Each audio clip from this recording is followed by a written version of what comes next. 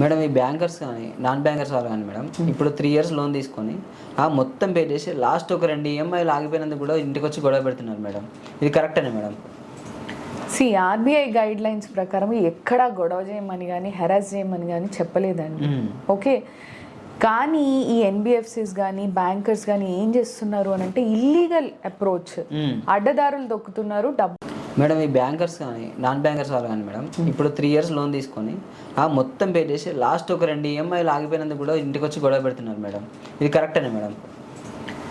RBI guide lines ప్రకారం ఎక్కడా గొడవ చేయమని కానీ హెరాస్ చేయమని కానీ చెప్పలేదండి.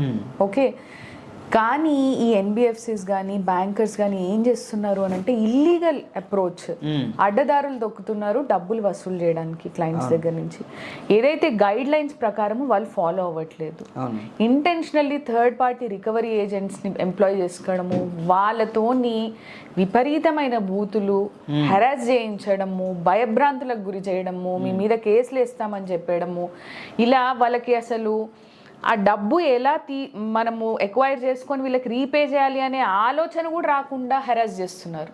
ఇంకా అట్లాంటి సందర్భంలో వీళ్ళు ఎక్కడి నుంచి కడతారు? అవును మేడం. అందుకే డెఫినెట్లీ వీళ్ళు కూడా ఏం చేస్తున్నారు, ఆ హెరాస్మెంట్ తట్టుకోలేక చచ్చిపోవడం, కొంతమంది జాబ్ లాస్ అవ్వడము, ఇవన్నీ జరుగుతున్నాయి. డెఫినెట్లీ ఇట్లాంటివి ఏవైనా మీరు ఎదుర్కొంటున్నట్టయితే problems, we have legal remedies, మీరు కోర్ట్ని అప్రోచ్ అవ్వండి. అంతేగాని డిప్రెషన్లోకి వెళ్ళిపోవడము, చచ్చిపోవడము, సూసైడ్ చేసుకోవడము, ఇవైతే డెఫినెట్గా ఆల్టర్నేటివ్స్ కాదు.